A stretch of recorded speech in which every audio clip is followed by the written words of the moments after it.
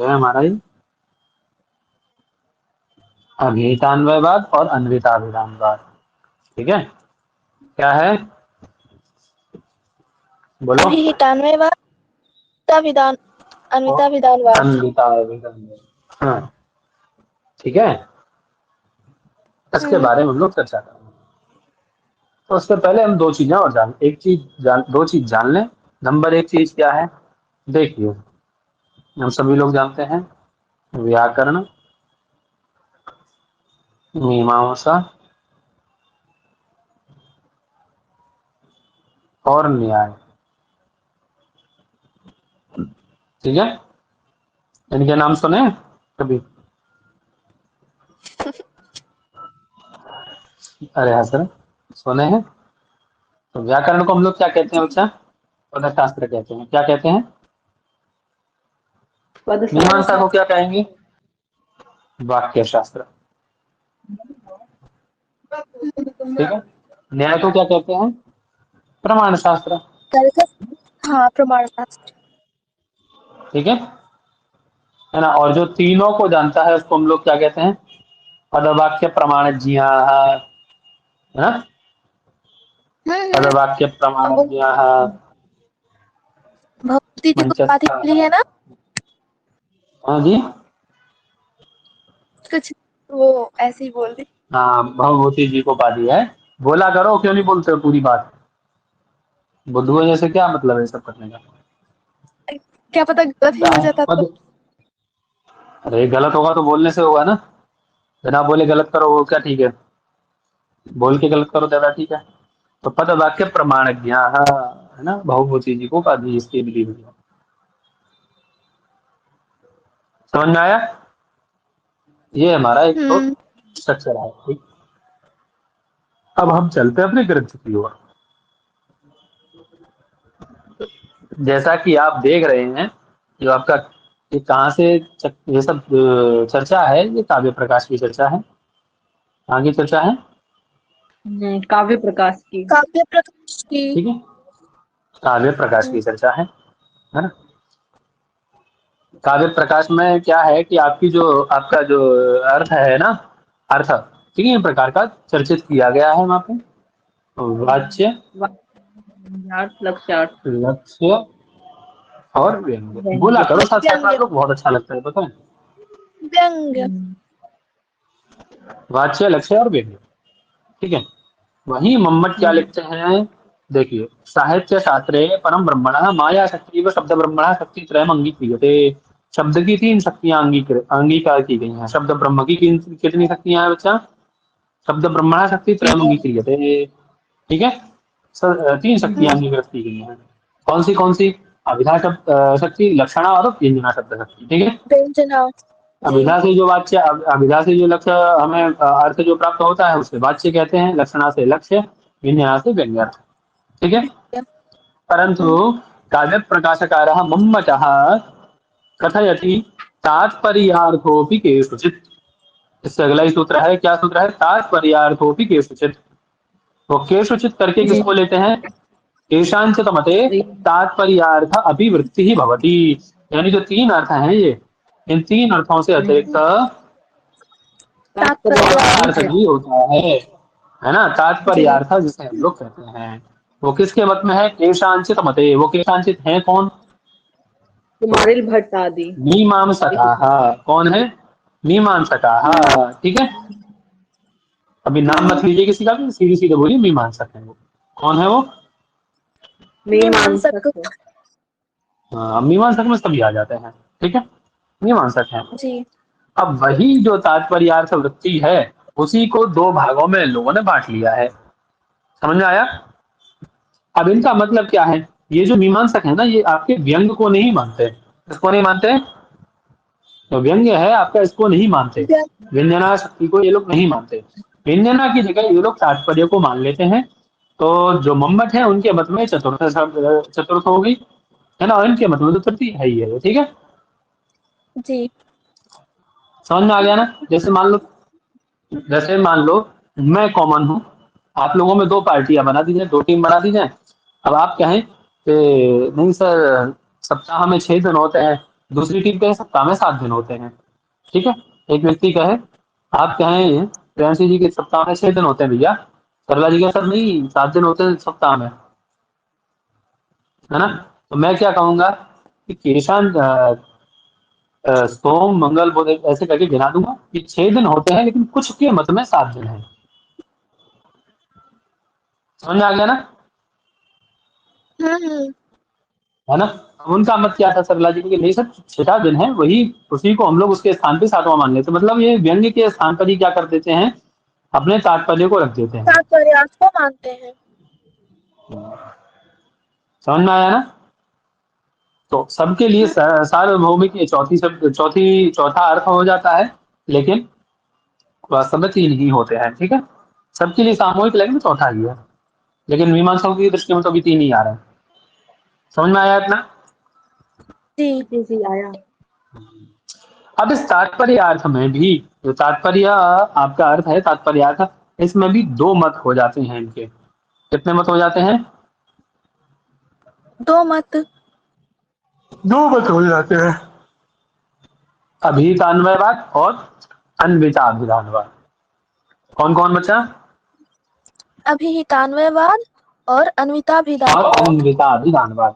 या मुकुल भट्ट लिख दिया, कुमारिल भट्ट लिख लीजिएगा। ठीक है, जी। कुमारिल भट्ट है, और इनके शिष्य थे ना एक पार्थसारथी कुमारिल भट्ट के। हाँ। विभाग। वो इनके अनुयायी थे, वो भी इसी को मानते हैं गुरु। जब मानेगा तो अपने आप मानेगा ना।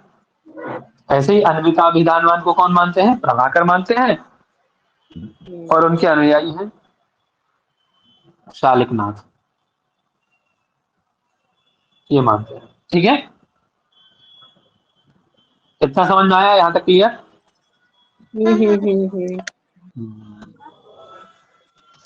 अब समझ लीजिए इनका आशय क्या है इसका, अभेदान्वय का और अन्विताभिधानवाद का मतलब समझ लीजिए, बाकी पंक्तियां पढ़ते रहिए, अर्थ अपने आप लिखता चला जाएगा।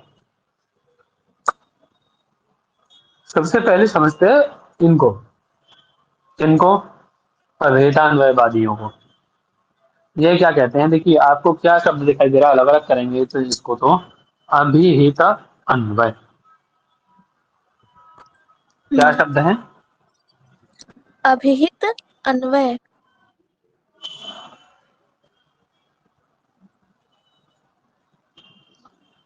यानी आपके पास वाक्य है एक, है ना। क्या है आपके पास? वाक्य।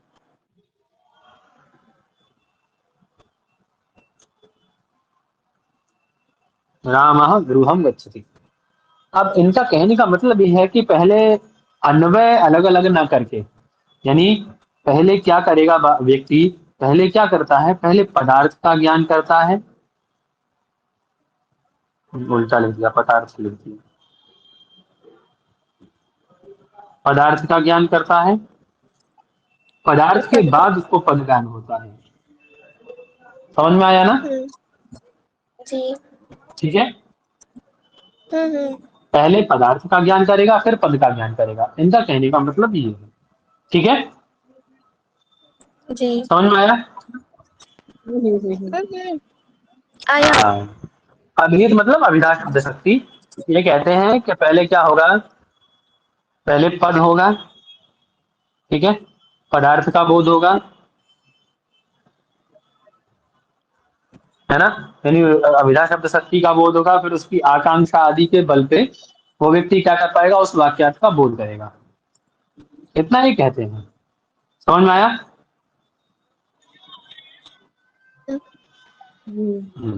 वही लिखना है, देखिए अभिहितान अभिहितानाम अन्वयति, अर्थात वाक्ये प्रयुक्तानाम शब्दानाम संकेत द्वारा आदौ अर्थाः अभिहिता भवन्ति। सबसे पहले क्या होता है, जो शब्द हैं उन शब्दों के द्वारा अर्थ अभिहित होता है, यानी अर्थ का अवगमन होता है। तदनंतरम शब्द बुद्धि कर्मणाम विरम्य व्यापाराभावः, उसके बाद कोई भी शब्द बुद्धि कर्म इत्यादि रूपी व्यापार होता है। ठीक है ना। जी। इति नियमाधारेण विरतायाम अभिधायां तात्पर्यशक्त्या अन्वयकांक्षा जायते, इसी के द्वारा अन्वयकांक्षा उत्पन्न होती है। यानी पहले अभिधा होगी फिर अन्वय होगा। समझ में आया? तदनंतरम योग्यता, आकांक्षा और आसक्ति के बल से पदेषु परस्पर अन्वयो भवति, पदों में परस्पर अन्वय होता है ना? अंते च वाक्यार्थ बोधा संभवति। लंबी प्रक्रिया है थोड़ी, ठीक है। पहले पदार्थ बोध, पदार्थ का ज्ञान होने के बाद में क्या होगा? पदों में परस्पर अन्वय होगा, अन्वय के बाद में वाक्यार्थ बोध होगा। समझ में आया?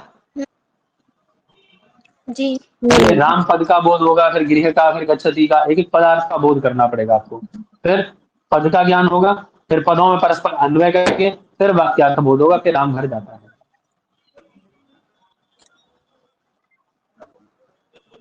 समझ में आया?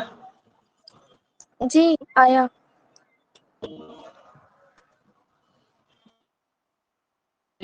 और अच्छे से समझ लेंगे।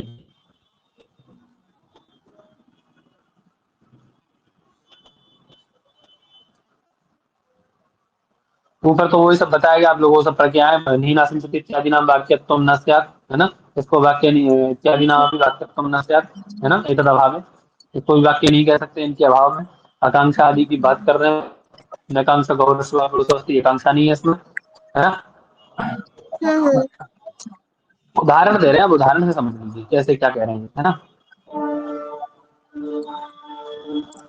जैसे देवदत्तः ग्रामं गच्छति, गच्छति लिखा था, यहाँ देवदत्तः ग्रामं गच्छति लिखा है ना? कह रहे इत्यस्मिन् वाक्ये ही अभिधा जो शब्द शक्ति है आपकी, वो देवदत्तादि शब्दानां सांकेतिकमर्थं बोधयित्वा विरता भवति। देवदत्तादि शब्दों में सांकेतिक अर्थ का बोध करा करके विरत होती है, ठीक है। तदा च तात्पर्य शक्त्या पदानां पारस्परिक अन्वय सति देवदत्त, देखिए कैसे, पहले क्या होगा? पहले पदार्थ बोध हो रहा है, देवदत्त कर्तृका, यानी देवदत्त करता है ना? देवदत्त कर्तृका, वर्तमान कालिक, जी। वर्तमान देव, है ना? ग्राम कर्मक, कर्म क्या है उसका? गांव को जाना। ग्राम कर्मक गमनानुकूल व्यापार इति वाक्यार्था बुध्यते, ऐसा वाक्यार्थ बोध होता है। समझ में आया? इसी को जी अभिधान्वय वाद कहते हैं। समझ में आया? हाँ।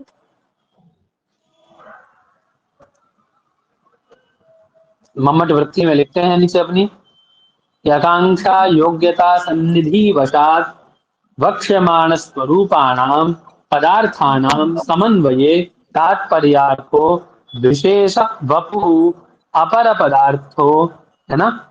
वपुर पदार्थोपि वाक्यार्था समुल्लसति इति अभेदान्वयवादिनां मतम। यानी वाक्यार्थ बोध कब होता है इनका? आकांक्षा, योग्यता, आसक्ति इत्यादि की सन्निधि वशात वक्ष्यमाण जो स्वरूप है, जो हमें कहना है, वाक्य का देवदत्ता ग्रामं गच्छति, ये स्वरूप हमें बताना है ना? इस स्वरूप का क्या करते हैं? पदार्था नाम समन्वय, पदार्थ के साथ समन्वय बिठाते हैं, तो तात्पर्य बोध होता है। समझ में आया? जी। पहले अभिधा फिर अन्वय, पहले अभिधा फिर अन्वय, ये अन्वय। इनका मत है, ठीक है। अन्वय बाद जी में, पहले अभिधा, पहले उसका पदार्थ ज्ञान फिर पद ज्ञान। हाँ। क्लियर है?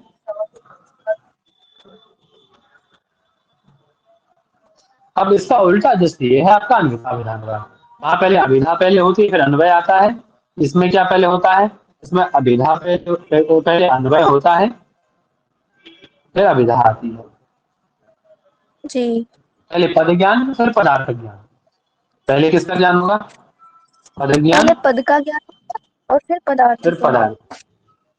जैसे समझिए, यहाँ बहुत अच्छा उदाहरण देते हैं। कह रहे कश्चन उत्तम वृद्धा मध्यम वृद्धम उद्देश्य पदान्वितम वाक्यम संकेतयति।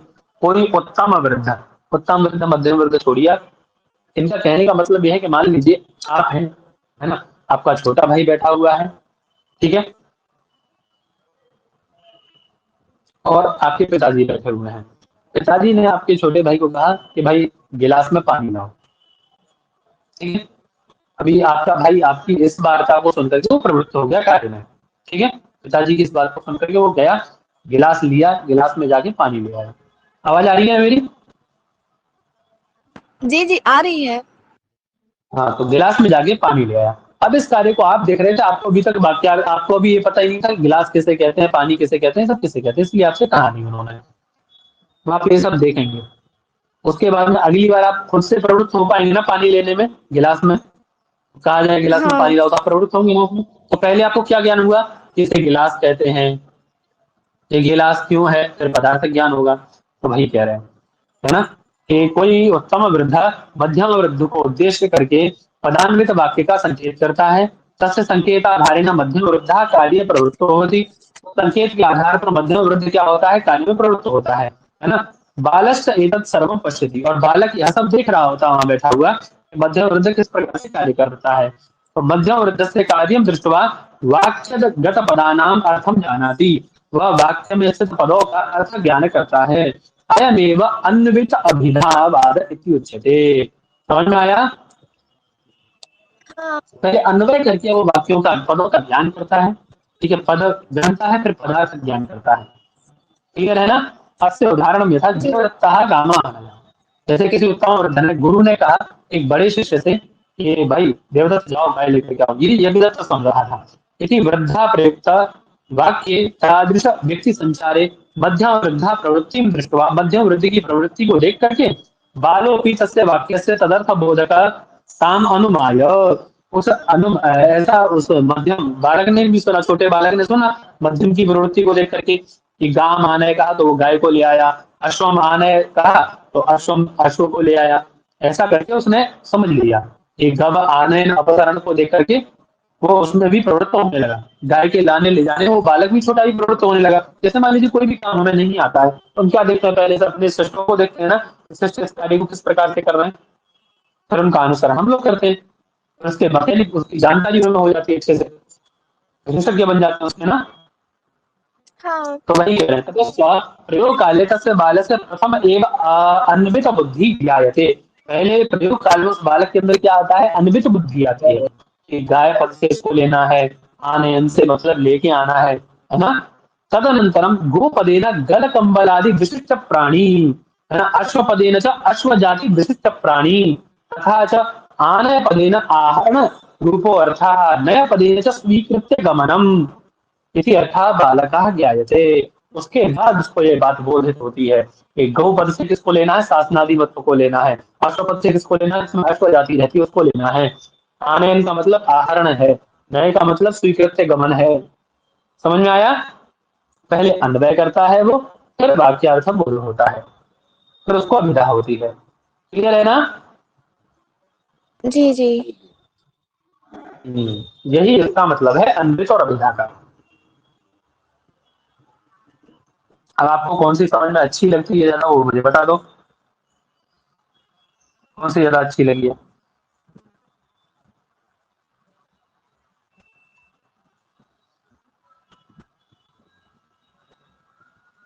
अभितान्वयवाद या अन्विता विधानवाद। अभितान्वयवाद का एक उदाहरण और देख सकते हैं, जैसे आवाज आ रही है ना मेरी। हाँ आ रही है। अभितान्वयवाद का एक उदाहरण और अच्छा सा बता दूं आप लोगों को। जैसे मान लीजिए कोई छोटा बालक है, छोटे बच्चे क्या करते हैं, उल्टा पुल्टा तो बोलते ही है ना, वो आगे पीछे लगा देते हैं उस शब्दों को। हालांकि हमारी हाँ संस्कृत में इसका कोई फर्क नहीं पड़ता, लेकिन हिंदी में कभी कभी गड़बड़ा जाता है ना। जैसे मान लीजिए छोटा बच्चा है, वो कहे कि पानी से गिलास पी लो। हम लोग भी बोल जाते हैं कभी कभी गलत, है ना, जल्दी जल्दी में, तो है। है ना, पी लीजिए, पानी से गिलास पी लीजिए, संभव है ऐसा, नहीं है ना। तो तब हमें अभितान्वयवाद की शरण लेनी होगी, तब इनका मत काम आएगा। कम काम आएगा तो पहले क्या करेंगे, पहले प्रत्येक पद का अर्थ निकालेंगे, अर्थ निकाल करके फिर अभिधा लक्षणा व्यंजना, सॉरी अभिधा लक्षणा कह रहा हूँ, फिर उसका क्या करेंगे भैया, योग्यता आकांक्षा और आसक्ति के बल पर पदों में परस्पर अन्वय करेंगे। अन्वय के बाद फिर हमारा वाक्य क्या बनेगा, तो गिलास से पानी पी लीजिए। जी समझ में आया। हाँ जी आ गया आ गया। दोनों समझ में आ गया अच्छे से एकदम। प्रॉब्लम है हम्म इसीलिए।